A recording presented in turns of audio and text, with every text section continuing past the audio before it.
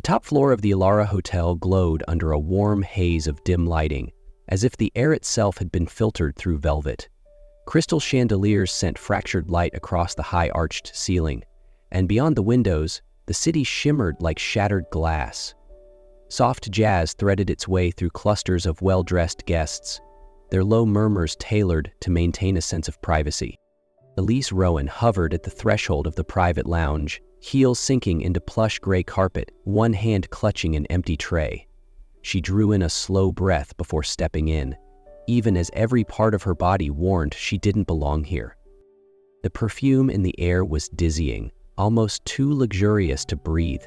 The black dress her sister Claire had forced her to borrow clung too tightly, too smoothly, too far from anything Elise would ever choose for herself.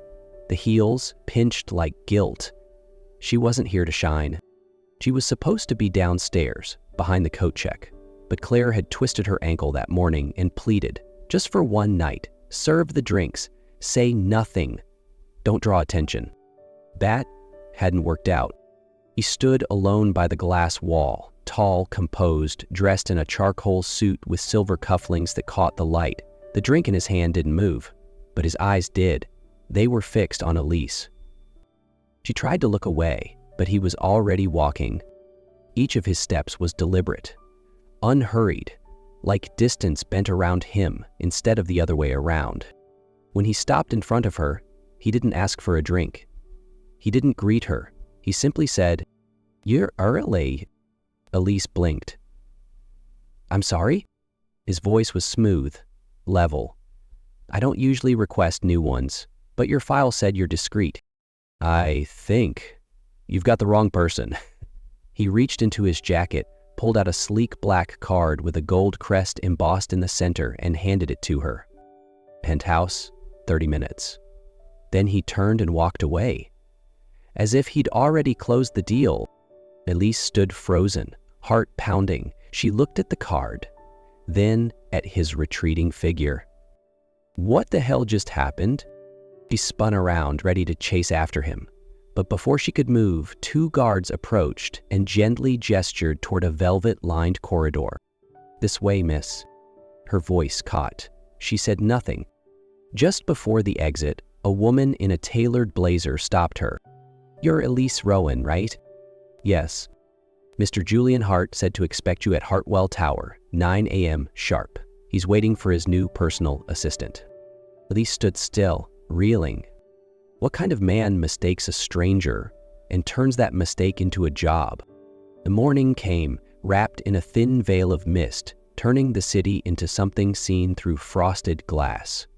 Elise Rowan stood before Hartwell Tower, a sleek monolith of glass and steel slicing into the gray sky, cold and impersonal, built to remind people that not everything in this city was accessible. In one hand she held a warm coffee, in the other a thick envelope delivered the night before. Inside, a temporary ID badge, no instructions, no note. She hadn't slept. The images from the rooftop lounge replayed on a loop. Julian Hart, calm and still as if reading her like a file. Elise didn't know what this was, but she knew she couldn't afford to ignore it, not when every other option was drying up. At exactly 9 o'clock IEM, she stepped inside. "Elise Rowan," she told the receptionist. The woman gave a nod, as if her arrival was expected. "Mr. Hart is waiting. Private elevator. To your right." The glass elevator lifted her skyward, past the ordinary, the familiar, the safe. The higher she went, the more everything below felt irrelevant. When the doors slid open, she stepped into a hallway of silence. Carpeted floors, golden light that didn't feel warm. She walked toward the last door. Julian stood by the window, back turned, phone in hand. When she entered, he ended the call and turned to her. There was no surprise in his eyes. "You came." Elise raised the coffee like a shield. "I wasn't sure I should." "Most wouldn't," he replied. "That's what I needed to know." He gestured toward the small conference table. She didn't move. "You think I'm someone I'm not." "I used to," he said. "Now, I don't." He handed her a folder. "Standard contract, personal assistant, my calendar, internal communication, some off-hour obligations, competitive pay. unpredictable schedule, total discretion. She opened it. The number on the first page took her breath away. More than she'd made in 5 years doing 3 jobs. Still, she looked up. Why me? Julian didn't flinch. Because in this building, everyone is either trying to impress me or avoid me. You don't care about either.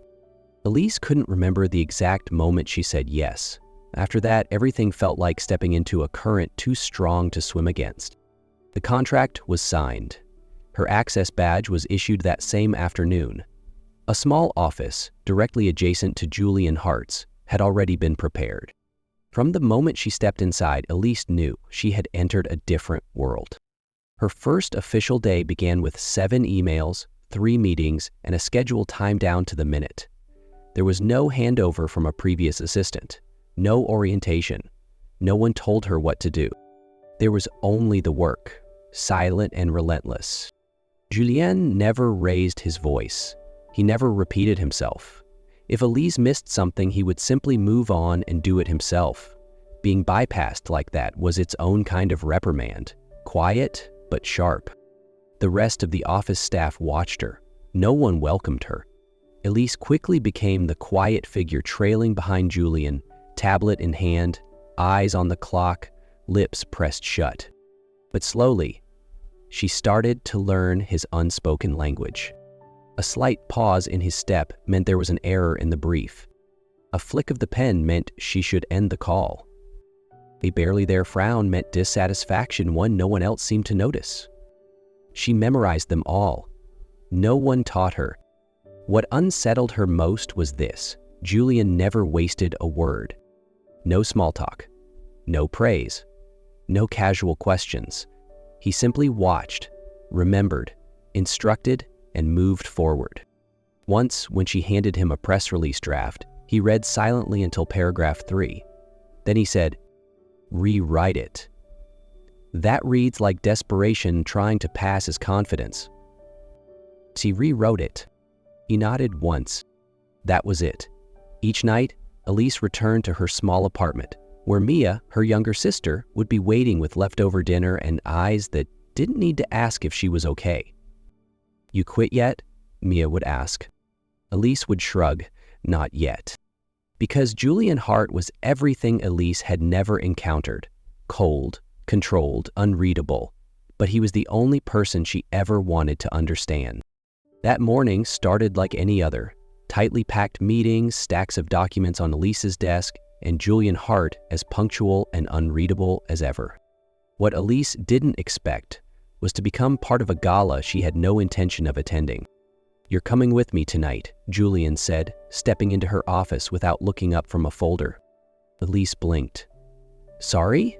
I thought events like that were handled by the PR team." "My last assistant coordinated them personally. You'll do it tonight." He was already turning away before she could argue. She stood, swallowed the refusal that had reached her throat, and followed. That evening, Elise wore the plainest black dress she owned. Hair pulled back, heels low, makeup subtle. She didn't want to stand out, and she didn't. All night, she walked beside Julian, whispering reminders, tracking guest arrivals, signaling the logistics crew. Everything was smooth, until she arrived. Evelyn Vale, PR queen, the only woman ever seen with Julian for more than 2 months, and his ex-fiancé. She approached with a champagne flute like it was a blade. Smile soft as silk and twice as dangerous. "You must be the new assistant," Evelyn said. Her voice was honeyed velvet, but her eyes were razors. Elise nodded. "I am." "Interesting.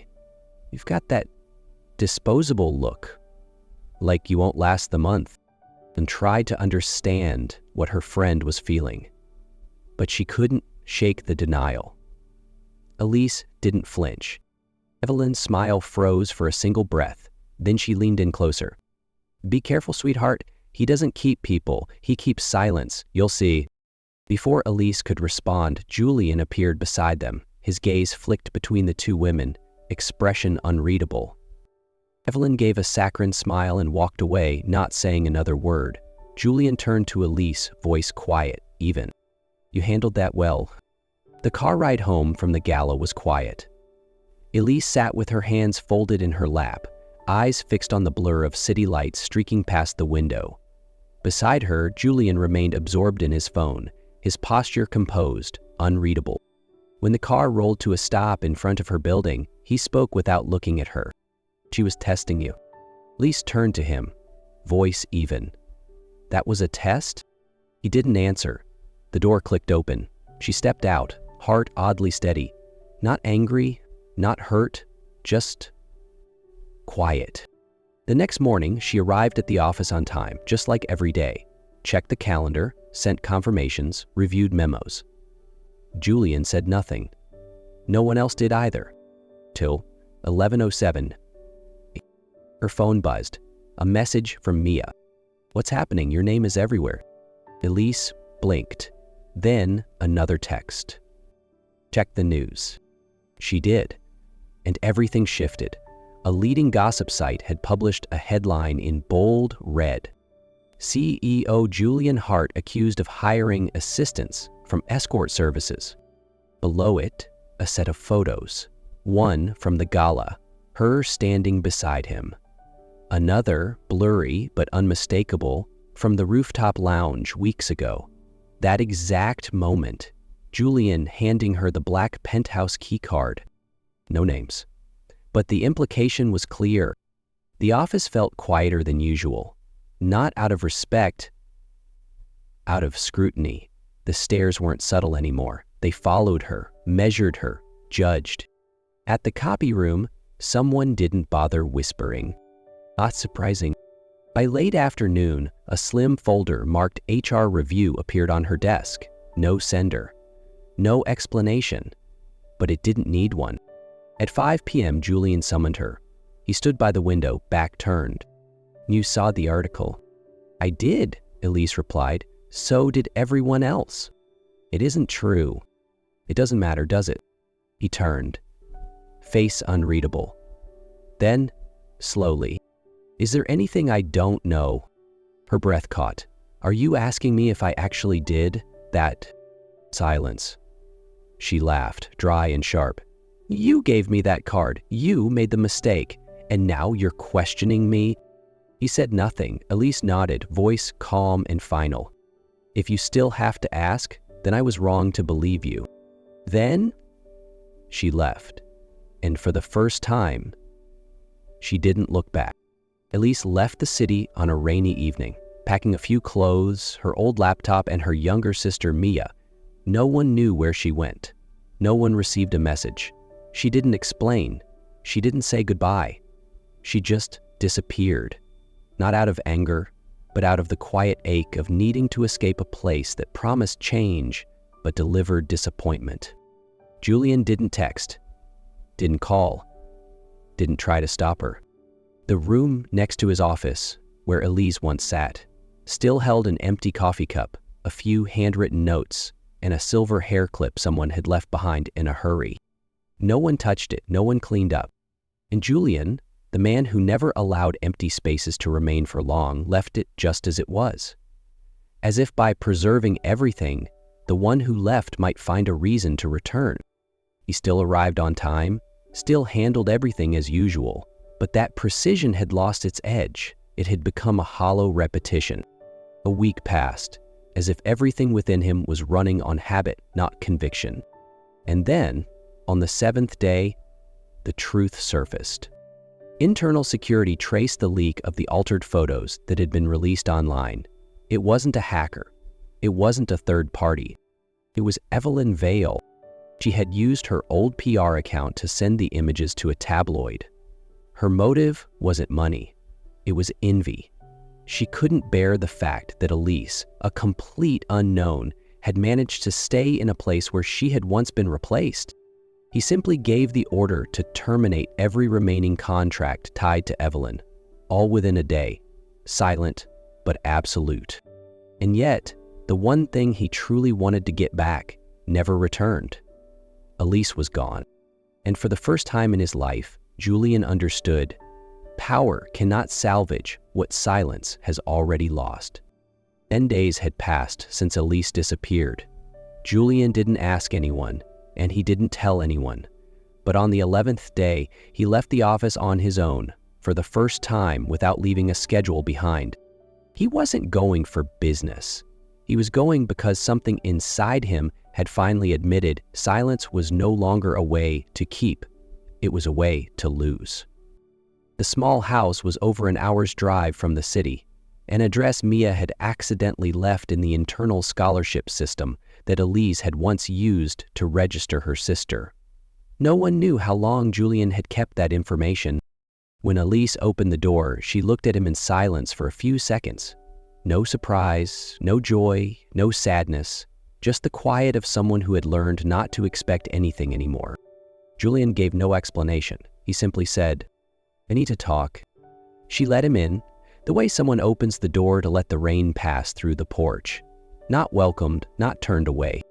"I found out who was behind it," Julian began. "It was Evelyn." "Not surprised," Elise answered, her voice steady. "I've handled it." "And you came here for what? Redemption?" "No," he replied slowly. "To admit I was wrong." Elise turned to look at him, a long, steady gaze. "Self, what do you want?" Julian took a deep breath. "I don't want you to come back in any role. I just want to know if there's still a chance for me to understand you, not as a boss, but as someone who hurt you." They sat across from each other in the small kitchen, afternoon light cutting through the thin curtain slanting across the wooden table. No one was performing now, no one was leading. Julian spoke first. "I want you to come back." Elise stayed silent for a few seconds.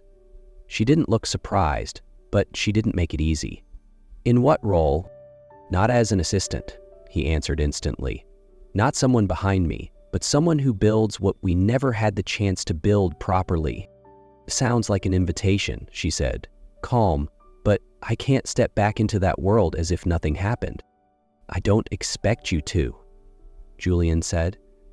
"I don't want you back for the job. I want you back for the choice, made by both of us." Elise nodded slightly, fingers tracing the edge of her glass.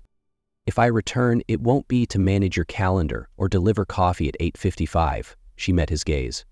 "I won't stand behind you again." Julian nodded without hesitation.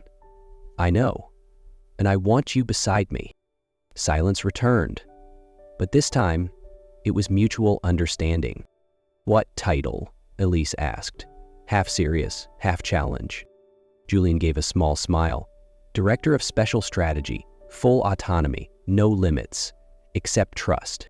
Elise leaned back in her chair. "Sounds like a position that's never existed." "Exactly," Julian said. "Just like this relationship, we've never started it the right way." She didn't answer right away. But the next morning, her name was back in the building's security log. No one announced her return. No one needed to. Elise returned to Hartwell Tower on a quiet morning, unnoticed. No press, no announcements. But when Julian introduced her at the executive meeting with a new business card, Director of Special Strategy, the looks in the room had changed. She no longer stood behind. She sat beside. Julian didn't just assign. He asked for her opinion. She no longer had to prove anything. Her presence was enough. They never spoke of love, not once. But the way Julian quietly paused outside her office each morning, the way Elise always left an empty seat beside her in every meeting, were like whispered sentences that needed no words. On the night of the major press conference, Elise coordinated everything. Headset on, clipboard in hand, her eyes moved across every detail backstage like someone who knew the battlefield by heart. Julian stood below the stage, his gaze following her through the crowd. He didn't step forward, didn't interfere. He just waited. When the event ended, Elise walked toward the back, her breath still catching the rhythm of urgency. Julian stood there, holding a small velvet box. She opened it. Inside was a simple, elegant necklace with a small silver star at its center. "You never needed my world to shine," Julian said quietly. "I saw it the first night. You didn't even know you were lit from within." No promises were made. Just this. When Elise reached for the gift, Julian took her hand. Soft, but steady. And so, They walked together, not back to what used to be, but toward something earned, something chosen, quiet enough to trust, real enough to stay.